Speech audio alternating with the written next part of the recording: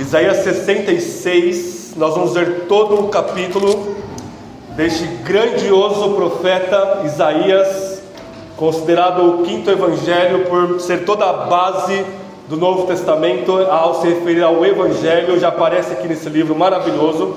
A gente vai ver todo o capítulo, mas para começarmos a gente vai ver do verso 1 até o verso 4.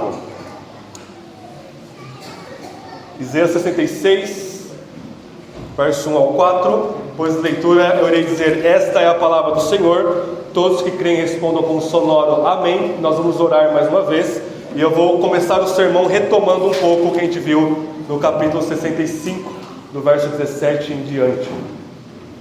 Todos acharam Isaías 66, verso 1 até o 4. Nós temos as promessas e as ameaças finais que Isaías tem para o povo de Deus. Diz assim a palavra de Deus, Isaías 66, 1: assim diz o Senhor: o céu é o meu trono e a terra é o estrado dos meus pés. Que casa vocês vão edificar para mim? Qual é o lugar do meu descanso?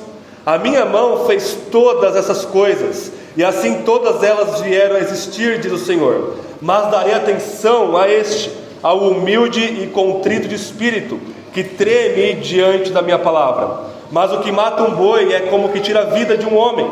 Quem sacrifica um cordeiro é como que quebra o pescoço de um cão. Quem apresenta uma oferta de cereal é como quem oferece sangue de porco. Quem queima incenso é como que bendiz a um ídolo.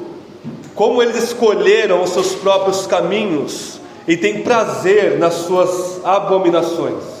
Eu também escolherei as suas aflições e farei vir sobre eles aquilo que temiam, pois ninguém respondeu quando clamei, e não escutaram quando falei, mas fizeram o que era mal aos meus olhos, e escolheram aquilo em que eu não tinha prazer. Esta é a palavra do Senhor. Amém. Vamos orar? Senhor Deus bendito, estamos diante da sua santa e maravilhosa e perfeita palavra. Que o Senhor fale desde os céus poderosamente no coração de cada um de nós. Que o Senhor nos humilhe debaixo da sua poderosa mão. Que o seu Espírito nos encha, nos ilumine e nos santifique, para que possamos compreender a sua palavra, amá-la e através dela amar o Senhor e ao nosso próximo como nós mesmos. E que o seu Espírito conceda o seu sobre-excelente poder, para que nós não sejamos ouvintes negligentes, mas poderosos e atuantes, praticantes da sua palavra. E em tudo isso, na frutificação da sua palavra, do caráter de Cristo em nós, o Senhor é glorificado e a nossa alma encontra deleite, alegria, paz e descanso. Pedimos isso para a sua glória, em nome de Jesus. Amém. Irmãos, o que nós vimos no domingo passado, o texto de Isaías 65, verso 17 em diante, é maravilhoso demais e coloca para nós como que vai ser o cotidiano, o dia a dia, entre aspas, na eternidade. E eu falei para vocês que existe essa heresia do século II chamado gnosticismo, que vai dizer que a matéria é má, herdando isso dos gregos, e que a única coisa que é boa é aquilo que é espírito ou espiritual. E essa heresia, ela está gigantescamente, pujantemente presente nas igrejas evangélicas, que desprezam a matéria que Deus criou, que Deus falou que é muito boa, e diz que apenas o que é espiritual é bom, é só aquilo que é religioso, só aquilo que é espiritual, só aquilo que não é físico vale alguma coisa. Isso é antibíblico, isso é a própria doutrina do anticristo. O apóstolo João vai dizer na sua carta que aqueles que dizem que Jesus não veio em carne é o próprio anticristo. Não vir em carne, por que uma pessoa nega que Deus veio em carne? Porque na cabeça deles a carne é má. E o que nós temos aqui no verso 17 de Isaías 65, se vocês olharem aí, só para nós lembrarmos rapidamente, é que Deus, ele não é um destruidor. Deus, ele é um criador e ele é um renovador. Quando ele fala que vai criar novos céus, nova terra, o texto continua dizendo que ele vai renovar os céus e a terra. A dimensão invisível e a dimensão visível, os céus e a terra, serão restaurados por Deus. Toda a linguagem bíblica de que esse mundo vai passar pelo fogo é uma linguagem apocalíptica e simbólica que vai dizer que Deus vai purificar este mundo do mal. Então a dimensão invisível, contaminada pelo diabo e seus demônios, vai ser purificada, eles vão ser lançados no lago de fogo. O mundo visível, o nosso mundo, vai ser purificado. Os pecadores que amam seus pecados e são impenitentes e não arrependidos também serão lançados no mesmo lugar que o diabo e seus demônios, no lago de fogo, e a criação vai ser restaurada. E a gente viu que lá em Apocalipse, a gente já pregou todo o Apocalipse, João ele vê a nova Jerusalém descendo do céu, ou seja, toda a dimensão invisível, onde Deus habita de forma especial com os anjos e com os crentes que já morreram, ela vai descer. E o apóstolo Paulo fala que este mundo vai ser revestido da imortalidade, ele vai ser revestido da glória do céu perfeito, uma só dimensão, anjos e todo o povo de Deus glorificado, adorando ao nosso Deus triuno. Não somente isso, mas nós vamos ter um corpo ressuscitado. Este corpo que Deus te deu, que vai morrer, que vai ser comido por vermes, esse mesmo corpo ele vai se levantar dos mortos no dia que Cristo voltar no julgamento final. E esse corpo, se você é salvo, ele vai ser também revestido de glória, também revestido de uma celestialidade inimagináveis, inconcebíveis para nós. A gente tem apenas algumas imagens ofuscadas da glória que nós teremos e seremos e prestaremos a Deus na eternidade. Então a eternidade ela vai ser muito física, muito concreta. Nós não vamos ser anjinhos desincorporados tocando arpinha no céu. O próprio céu vai descer neste mundo. Nova Jerusalém descendo, é o que João vê no final de Apocalipse. E Deus presente, Pai, Filho e Espírito, glorificado por todos os anjos eleitos que não caíram, e toda a igreja glorificada, todo o seu povo, do primeiro eleito do Antigo Testamento até o último antes de Jesus voltar, todos glorificados. Verso 20 do capítulo 65 vai dizer que não vai ter mais morte. Quando fala que não vai ter mais crianças que morrem, nem velhos que vão morrer com 100 anos, é uma linguagem simbólica para dizer que a extensão da nossa vida não vai ter fim, e portanto não vai ter nenhum resquício de morte, nenhuma dor, nenhum machucadinho sequer. Nós já vimos isso, eu estou apenas repetindo. Nada de efeitos da queda do pecado de Adão, apenas um mundo glorificado, um corpo glorificado e uma alma perfeita sem pecado, habitando de forma imediata a presença do Pai, do Filho e do Espírito Santo. Verso 21 ao 23, de forma maravilhosa, vai dizer que vai ter trabalho na eternidade. Deus não nos fez para o pecado da ociosidade, da preguiça. O ruim do pecado, ele só vem com a queda de Adão, mas o trabalho, ele é antes da queda, ele é algo bom, é uma dádiva. Então você vai herdar o seu galardão.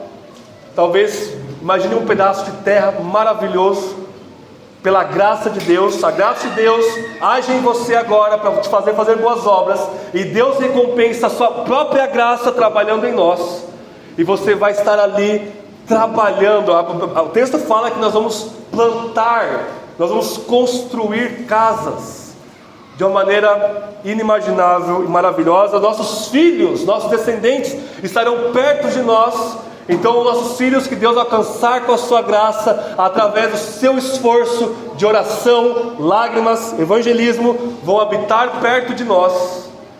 Nossos conhecidos, é provável que cada igreja local habite perto um do outro, nossos conhecidos. É isso que o verso 21 ao 23 fala. A gente já viu isso extensivamente domingo passado. Verso 24, uma perfeita comunhão com Deus. Nós oramos hoje, e Deus demora intencionalmente, Ele espera, e nós oramos 1000 vezes, 1 milhão de vezes, e Deus atende nossa oração. O verso 24 diz que Deus vai ouvir imediatamente. Isso quer dizer o quê? O Espírito Santo habitando em nós de uma forma perfeita, a presença de Deus Pai e de Deus Filho no mundo todo de forma perfeita. Teremos perfeita, imediata e ininterrupta comunhão na presença do nosso Deus. E o verso 25 fala que não vai haver dano algum, vai haver uma harmonia no reino animal e não vai ter nenhum dano. Nós vamos governar este mundo debaixo do governo de Cristo como Senhor dos senhores e Rei dos reis. É assim que Isaías vai caminhando para o final das suas profecias, das suas visões.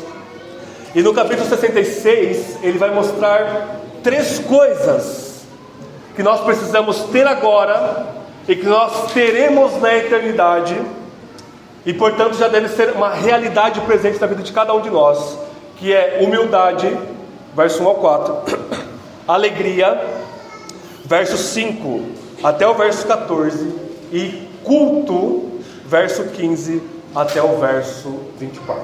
Então nós vamos ver essa manhã a importância da humildade enquanto nós esperamos a vinda do nosso Senhor Jesus, a alegria que nós já temos no presente e teremos de forma perfeita quando Ele voltar, e o culto, que vai ser essa continuidade do que nós fazemos aqui para o que nós faremos na eternidade. É assim que nós vamos prosseguir. Vocês podem voltar a Isaías 66 novamente, verso 1.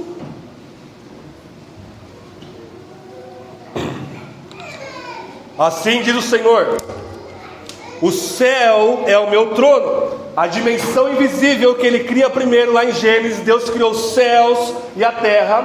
Ele é entronizado e manifestado para os anjos, centralizado em um trono.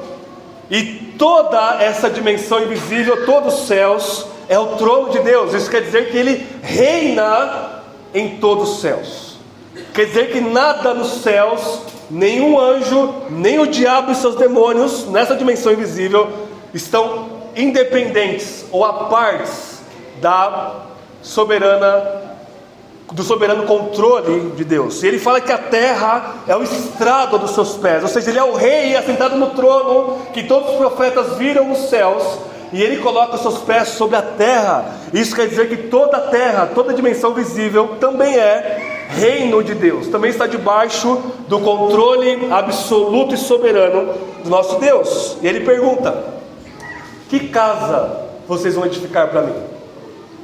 Qual é o lugar do meu descanso? Casa é templo. Quando Ele fala para Moisés construir o tabernáculo e Salomão construir o templo, isso são miniaturas, maquetes, representações fracas do que Deus fez. Por quê? Toda a dimensão invisível e toda a dimensão visível, os céus e a terra, são o templo de Deus, é a casa de Deus. O Espírito habita, o Pai e o Filho também, toda a dimensão invisível com a sua presença. Quando eles criam a terra e formam ela em 6 dias, eles também habitam todo o cosmos visível. E mais do que isso, Ele como construtor, Ele está fora também da sua casa. Ele é um construtor que é infinito. Ou seja, a criação, os céus e a terra estão em Deus, e Ele é infinitamente maior do que a sua própria casa. E Ele está perguntando: Israel, meu povo, que casa vocês vão edificar para mim? O que vocês vão fazer para mim, que vocês vão me surpreender? Não confiem no templo. Esse era o problema aqui deles. O templo está em Jerusalém, está tudo certo, a gente pode viver em pecado conquanto a gente vai ao templo nas festas judaicas. E Deus está falando: não. Que casa que vocês vão edificar para mim? É Deus que cria a sua própria casa. Deus habita de forma final em Cristo encarnado. Ele habita em cada um de nós.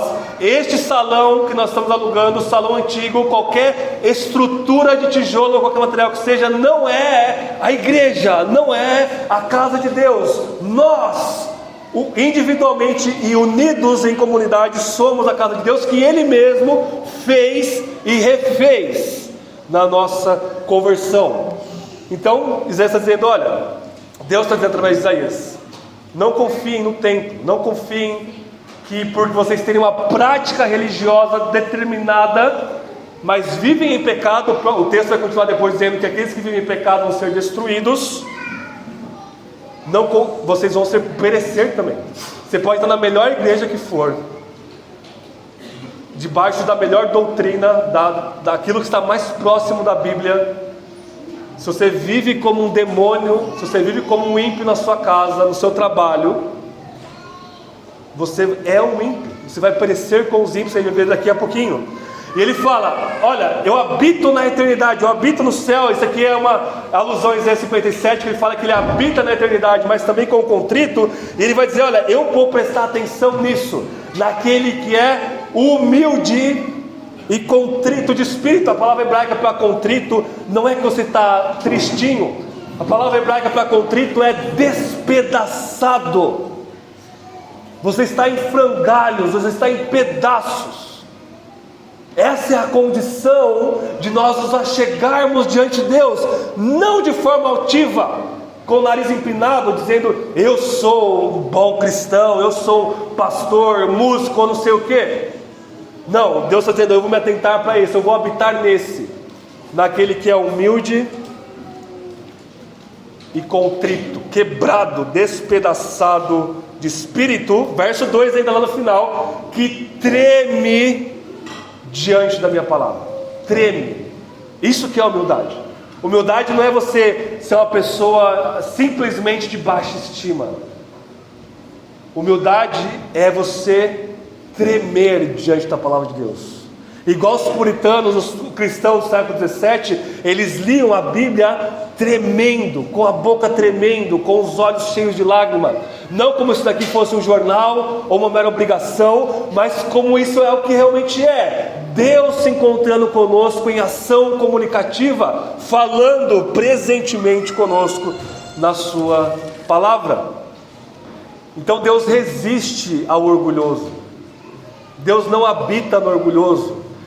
A Bíblia fala que Deus resiste ao soberbo, que Deus destrói o soberbo, que Deus abomina o orgulhoso, que Deus detesta aquele que é altivo de espírito.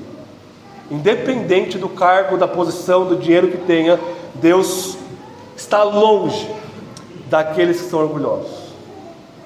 Não tem como conceber um cristão orgulhoso. É claro que todo mundo aqui, todos nós, temos orgulho dentro de nós. E nas aplicações finais a gente vai ver como que a gente derrota esse orgulho. Mas uma coisa é: eu tenho orgulho aqui dentro de mim, Senhor, revela para mim o meu pecado. E você luta contra ele com as armas da fé, Bíblia, oração, prestação de contas com algum irmão mais maduro que você, jejum e assim por diante. Outra coisa é a pessoa que vive orgulhosamente. Outra coisa é a pessoa que se agrada, que se alegra de viver orgulhosamente, com o nariz empinado. E hoje está inundado de pessoas, dizem cristãos, que passam o dia todo na internet, Instagram, WhatsApp, o que quer que seja, debatendo verdades que não internalizam na pessoa de forma orgulhosa, falando: eu sou melhor do que você, porque eu sei mais, porque eu estudei esse assunto mais, porque você não vale nada, e assim por diante. Eu tenho muita dificuldade de estender a destra da comunhão para as pessoas e dizer: meu irmão, minha irmã. A não ser que isso seja um lapso momentâneo, Deus resgate ela desse lamaçal de pecado. O cristão, ele é marcado pela humildade. Mas de forma bem prática, o verso 3 até o verso 4, Deus vai dizer como que é o orgulhoso. E a imagem aqui é de uma pessoa dentro do povo de Deus que vai cultuá-lo, mas que cultua como quer. Então aquele que vai trazer uma oferta é como se ele estivesse oferecendo um sacrifício de porco, que era imundo no Antigo Testamento, era uma abominação, não podia fazer isso. Aqueles que matam boi é como que quebram o pescoço de um cão, e assim por diante. E aí, olha só o final do verso 3, a última frase diz assim: como eles escolheram seus próprios caminhos, e têm prazer nas suas abominações, Deus vai trazer aflições para ele. Então, o que é viver de forma orgulhosa? É você viver conforme os seus próprios caminhos. É você dizer: eu vou viver como eu quero em casa, eu vou ser um marido como eu quiser, eu vou ser uma esposa como eu quiser, eu vou criar meus filhos como eu quiser, eu vou trabalhar como eu quiser, e eu vou cultuar a Deus como eu quiser. Isso é o ápice prático de uma abominação chamada orgulho. É o oposto de humildade. O que é humildade? Tremer diante da palavra de Deus. A palavra de Deus diz: você vai ser assim, assim assado. Você vai governar, liderar a sua casa dessa forma, em humildade. Você vai submeter o seu marido dessa forma. Você vai criar os seus filhos dessa forma. Você vai trabalhar para a glória de Deus. Você vai estudar para a glória de Deus. E você vai cultuar exatamente como Deus prescreve que você o cultue, para você não oferecer fogo estranho. Isso é humildade. Tremer diante da palavra de Deus. Não adianta você parecer uma carinha boazinha que é humilde, você ser confrontado com a palavra de Deus: amém, eu creio, eu vou mudar, e continua da mesma porcaria que você é. Isso não é humildade, isso é fingimento. Segundo lugar, só para nós estendermos, a humildade caracteriza nós aqui, e ela vai caracterizar nós na eternidade. Deus vai habitar em nós de forma perfeita, como Ele já habita agora de forma parcial dentro de nós, mas Ele vai revestir o nosso corpo de glória, purificar nossa alma, o Espírito vai habitar em nós. C.S. Lewis vai dizer que se houvesse alguma possibilidade de pecado no nosso coração na eternidade, o pecado seria de idolatria. Eu me curvaria diante de vocês para adorar vocês e vice-versa. Tamanha glória que a igreja vai ter na nova criação restaurada. Mas não vai ter isso. A humildade vai marcar de forma perfeita a nossa vida na eternidade. Então, isso aqui que eu recebi de galardão, eu não mereço, é a graça de Deus que me galardoa. Cristo me deu uma coroa. O que Hebreus fala? Vamos pegar nossas coroas e lançá-las aos pés de Cristo. Ah, o meu irmão recebeu um galardão maior do que eu. Isso me alegra tanto, glória a Deus por isso. Ele devia receber ainda mais, por assim dizer, uma linguagem humana. Não vai ter inveja, não vai ter soberba, só vai ter um povo humilde glorificando a Deus por toda a eternidade. A segunda marca do povo que vai herdar essa nova criação, versos 5 ao verso 14, é a alegria. Alegria. É isso que nos caracteriza como cristãos. O verso 5 contém uma ironia muito grande, porque ele vai dizer assim: ouvi a palavra do Senhor, vós que tremeis diante da sua palavra, os humildes. No verso 2: vossos irmãos que vos odeiam, se aqueles dentro das nossas famílias, nossos conhecidos, que nos odeiam, e vos lançam para longe por causa do meu nome, nome de Deus. Ele diz assim: disseram que o Senhor seja glorificado, para que vejamos a vossa alegria, mas eles serão envergonhados. A ironia é, aqueles que perseguem a igreja vão dizer: quem dera que o seu Deus aparecesse, né? Onde está o seu Deus? Tomara que seja glorificado para eu ver a sua alegria toda que está falando. E a ironia é que isso aqui é absolutamente verdadeiro. A nossa alegria, exultação, nosso prazer está em Deus ser glorificado, não em nós, não em nós sermos exaltados aqui ou lá, mas a nossa alegria é única e exclusivamente suficiente, fundamentada e encontrado o seu propósito na glorificação de Deus. É o que os nossos amados presbiterianos captaram de forma maravilhosa lá no catecismo deles, onde eles falam qual que é o fim principal do homem, qual que é o propósito supremo do ser humano: glorificar a Deus e se alegrar nele para sempre. É uma coisa só. Você só vai ter a sua alegria quando você glorifica a Deus. Quanto mais Deus se engrandece, quanto mais Deus se exalta na sua vida, e quanto mais você diminui e é humilhado, mais a sua alma vai estar satisfeita. Do contrário, é morte, miséria e deserto. É comer areia. Você querer se mostrar, querer se evidenciar, querer ser orgulhoso que vive conforme as suas próprias imaginações e desejos, a alegria está longe daí. O pecado fala: vem, me abocanha aqui que eu vou te dar prazer. No orgulho, que se manifesta em qualquer outro pecado, você abocanha e você encontra morte, infelicidade, miséria. E Deus está falando: olha, quando eu sou glorificado, que é o que o nosso irmão Fernando leu em 2 Tessalonicenses, quando Cristo vier para ser glorificado nos seus santos, nós vamos ter nele o nosso deleite, o nosso prazer. Então o nosso prazer está na grandeza, na glorificação do nosso Deus.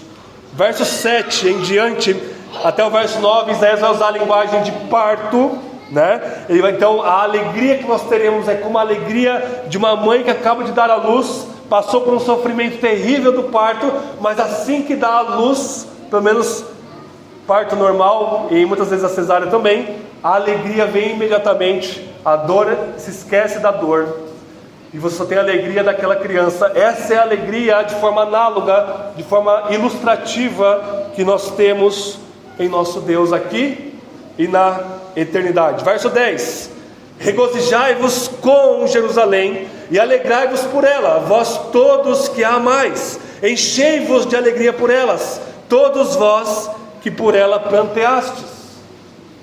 Então a alegria, ela é, primeiramente, a glorificação de Deus na nossa vida, que nos gera uma nova vida, e ela é comunitária.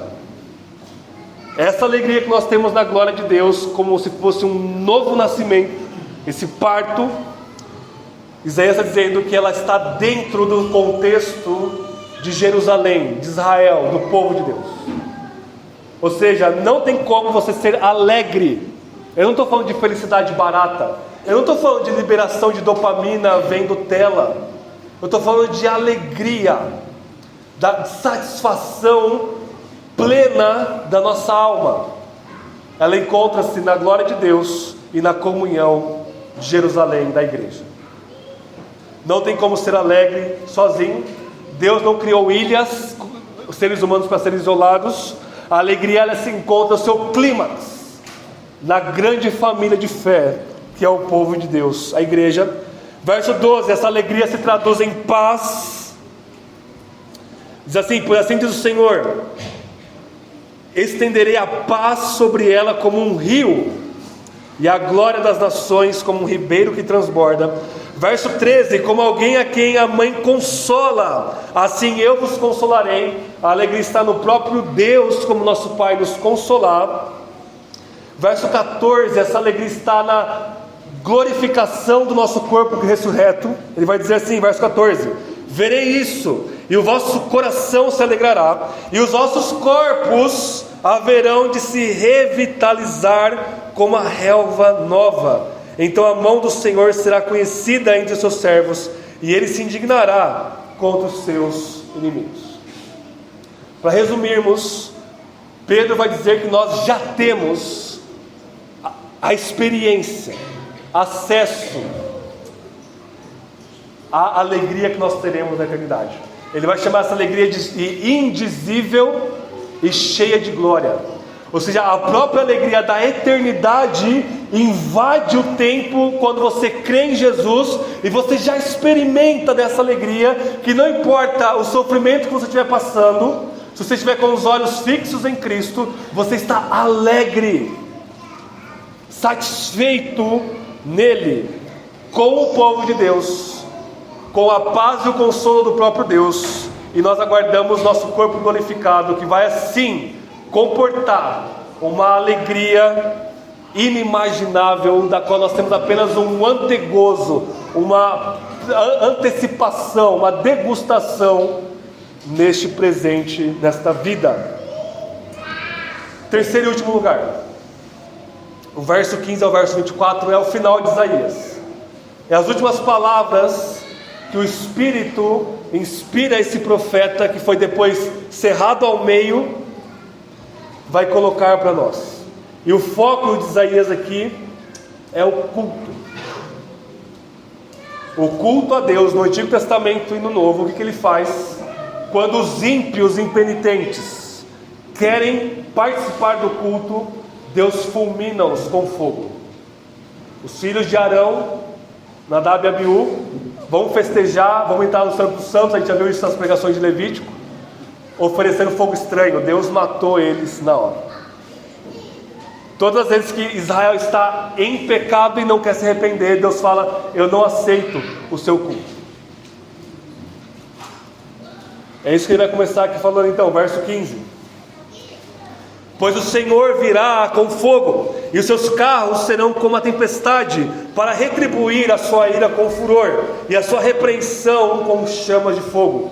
Porque o Senhor executará juízo sobre todos os homens com fogo e com a sua espada, e os mortos pela mão do Senhor serão muitos. Os que se santificam e se purificam, entre aspas, para entrar no jardim atrás da deusa, que está no meio, os que comem carne de porco, de animal impuro e de rato, todos serão consumidos, diz o Senhor.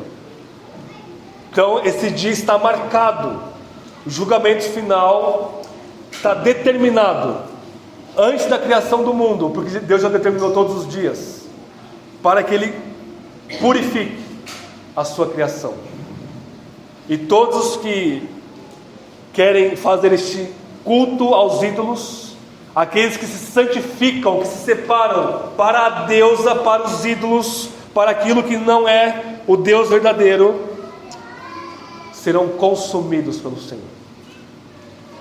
Esse é o Deus das Escrituras. Um Deus que nos cria para Ele, um Deus que nos responsabiliza pelos nossos atos, e um Deus que é justo, que ama a sua justiça, que ama a sua santidade, e que portanto abomina infinitamente aquilo que vai contra essa bondade, justiça e santidade que Ele é. Verso 18: pois eu conheço suas obras e seus pensamentos. Vem o dia, e aqui está uma coisa positiva, ele vai dizer: vem o dia em que ajuntarei todas as nações e línguas, elas chegarão e verão a minha glória.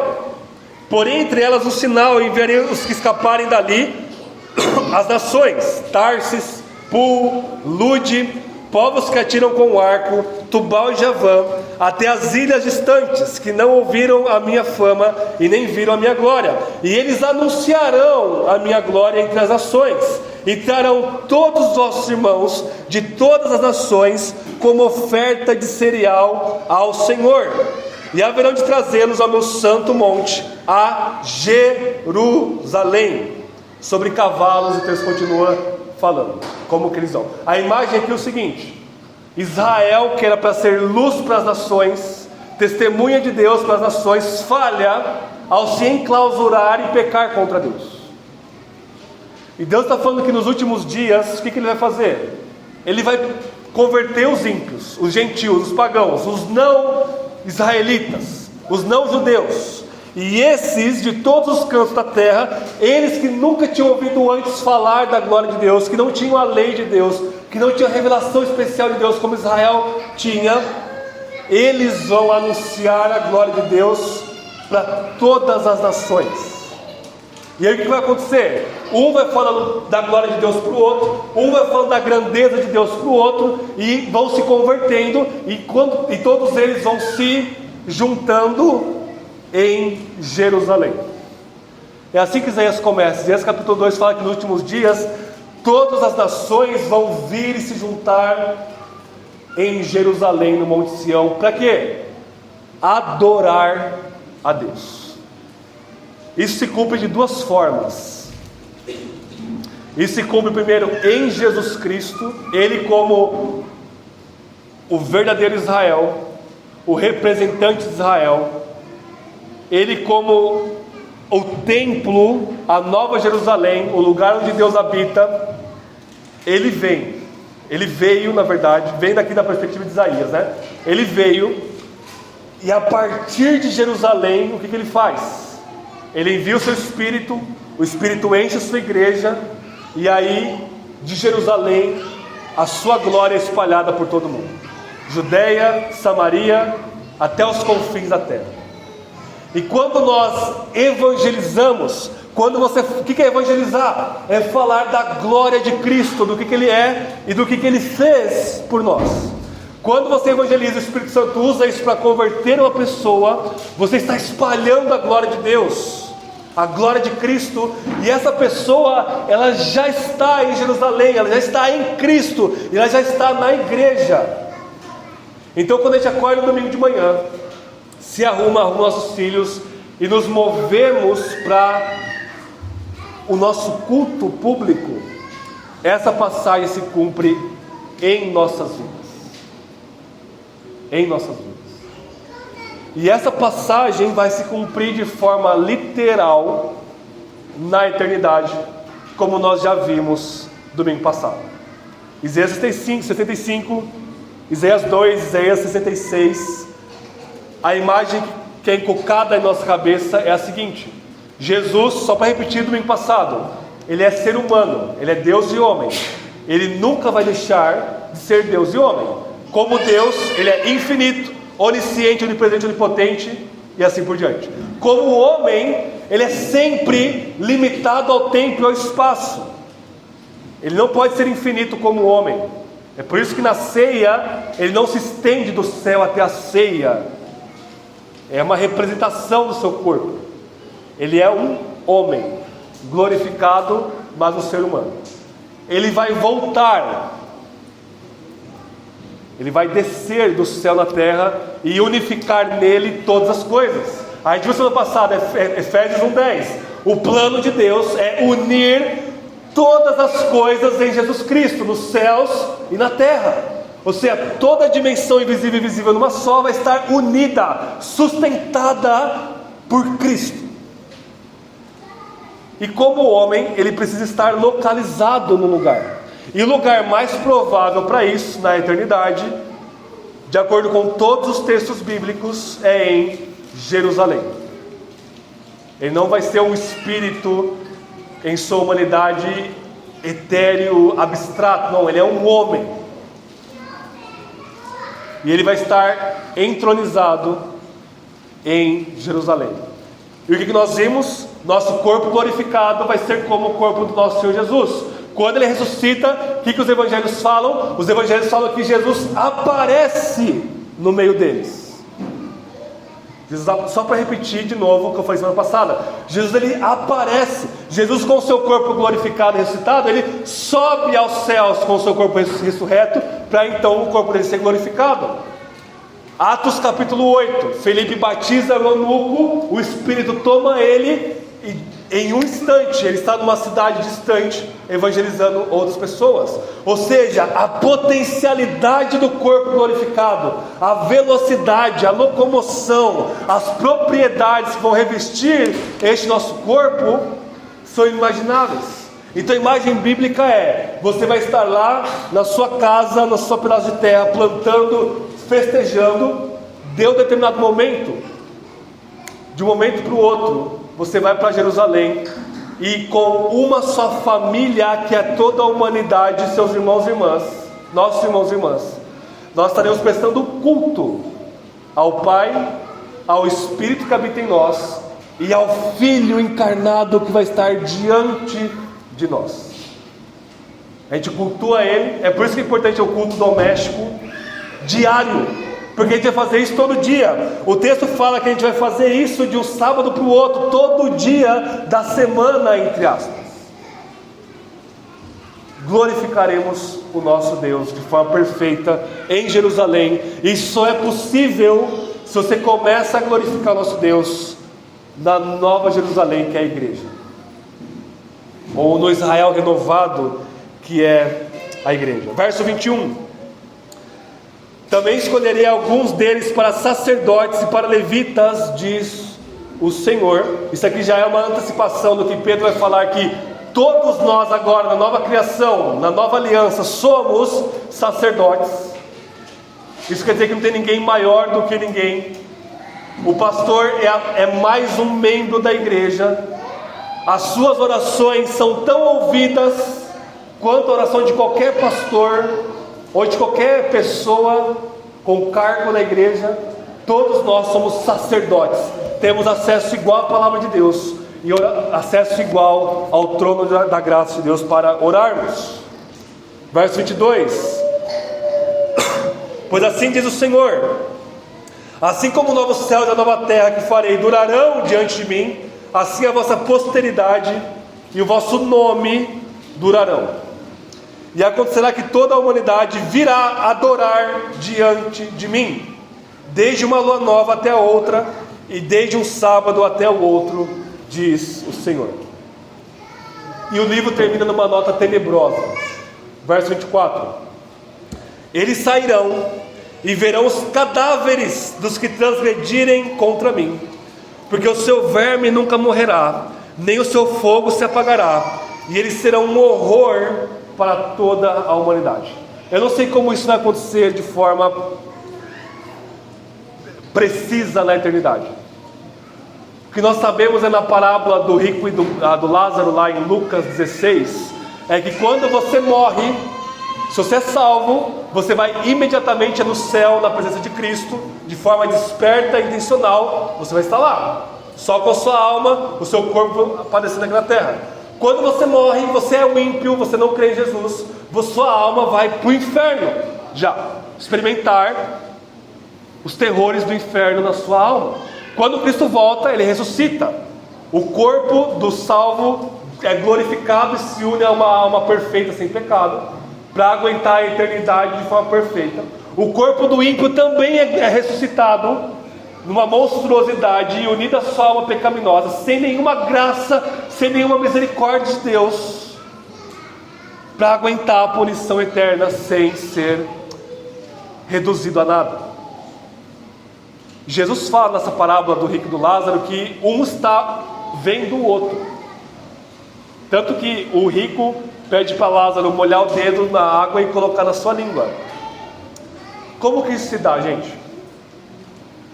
Eu falei para vocês semana passada também, na eternidade nós teremos um pensamento perfeito. A mente de Cristo vai estar perfeitamente formada em nós. Nós temos a mente de Cristo já, mas ainda nós temos pecado aqui. Mas, no julgamento final, por exemplo, você vai estar do lado de Cristo, da igreja, julgando os anjos caídos e os ímpios. Quando você vê alguém que você conhece do outro lado, você não vai ficar com dó. Hoje você fala: nossa, eu não aguentaria ver meu filho no inferno, por exemplo. É porque nós temos uma mente fraca ainda. Você vai olhar para aquela pessoa que vai ser condenada, você vai ter duas reações. Primeiro, você vai glorificar a Deus, porque Deus vai estar livrando a sua criação de uma imundícia como aquela. Você vai aplaudir a Deus. E segundo, você vai ser humilde, porque você vai saber que você merecia estar lá, talvez mais do que aquela pessoa. E você vai louvar a graça de Deus que te salvou. Então a justiça e a graça vão ser igualmente, perfeitamente glorificada na igreja. Por isso, e aqui está falando que nós vamos sair, nós vamos ter a consciência de que as pessoas vão estar no inferno, e não vai ser possível você se entristecer, não vai ser possível você dizer: ah, tadinho deles. Não. A hora de chorar, a hora de orar, a hora de evangelizar é agora. A hora de se compadecer é agora. A hora de você se arrepender dos seus pecados é agora. Quando seus olhos fecharem, ou quando Cristo rasgar os céus em seu cavalo branco, acabou. Uma eternidade de prazer na nova criação, ou uma eternidade justa, de punição, longe da presença bondosa de Deus, mas o próprio Deus é quem pune as pessoas na condenação eterna. Para concluirmos, 3 aplicações práticas de cada um desses 3 pontos. Eu quero ser bem prático aqui. A gente viu sobre humildade, verso 1 ao 4, a gente viu sobre alegria, versos 5 ao 14, e a gente viu sobre culto nos versos finais. Humildade, vamos lá, vamos pensar como que a gente pode ser mais humildes. Pedro fala que a gente precisa intencionalmente nos humilhar debaixo da poderosa mão de Deus, com os vários meios de graça que Deus nos dá. Humilhai-vos debaixo da poderosa mão de Deus. Você vai tremer diante da palavra de Deus. Deus falou e você vai imediatamente crer, amar e obedecer de coração o que Deus falar. E você precisa pedir para Deus revelar para você aonde está o seu orgulho. O orgulho, ele faz isso aqui, ó. Ele nos cega. O pecado, ele nos cega. Então Deus, ele revela um pecado para você e fala: nossa, mas como eu sou pecador. Quando você vence esse pecado com a graça e o poder de Deus, Ele te revela mais 10. Venceu, te revela mais 20, porque nós somos tomados de pecado, e até o nosso último suspiro vai ter pecado aqui. Como Lutero fala: meu nome é pecado e meu sobrenome é pecador. Deixa eu me ilustrar. O meu filho Nicolas, ele tem 2 anos, ele fez 2 anos agora em dezembro, já faz uns meses, ele dá uma de João sem braço, né? Nicolas, não faça isso. Ele fala assim, com essa entonação: por que não? Com essa carinha aqui, né? Por que não? Ele sabe que ele está fazendo coisa errada, sabe, com 2 anos ele sabe. Por que não? Por causa disso, disso, disso. Aí ele fala assim: ah, tá bom, e para de fazer. É desse jeito, eu nunca vi. Nós somos assim. Quando isso é um bebezinho. Quando isso se dá na vida adulta, sabe como que a gente pode chamar isso? Sonso. Você é sonso. Se a gente fizesse coisa que não pudesse no culto, eu iria dizer assim: irmãos, olha para o irmão do seu lado e fala: você é sonso. Irmã, você é sonsa, espiritualmente falando. Você sabe que está fazendo coisa errada. E aí você fala: por que eu estou fazendo coisa errada? Sabe por que eu sei disso? Porque eu também sou espiritualmente sonso. O pecado, ele faz essa hipocrisia em nós. E desde a minha conversão, muitos anos atrás, a humildade e abominar o orgulho é uma coisa que eu sempre foco na minha vida. Porque se é uma abominação grotesca um cristão orgulhoso, pior ainda é um pastor orgulhoso. Pior ainda. E o que mais tem no Brasil é pastor orgulhoso. Veste um terno e acha que está acima da igreja. Isso não tem palavras para dizer o quão ridículo isso é. E ultimamente, Deus tem me dado algumas coisas, algumas oportunidades. E eu sempre me vigio. Falei em conferência, vou publicar um livro, Mentalidade de Servo. O que eu falar, o que eu escrever, eu estou servindo os outros. Se eu estou servindo, eu sou o menor. Então falar numa conferência ou falar para um mendigo na rua é a mesma coisa. Eu estou servindo, eu estou me colocando abaixo. Então sempre estou me vigiando. E aí uns meses atrás eu orei assim: Deus, a sua graça tem me preservado desse pecado, mas eu sei que tem pecado de orgulho aqui dentro. Me mostra aonde eu estou cometendo esse pecado. Aí já vamos começar o ano com o pastor confessando o pecado para servir de exemplo. A gente não ouve voz porque a gente não é doido, mas é como se Deus imediatamente, Senhor, revela meu pecado de orgulho, e veio na minha mente aonde eu estou sendo orgulhoso, numa coisa pequena. Sabe aonde? Trânsito.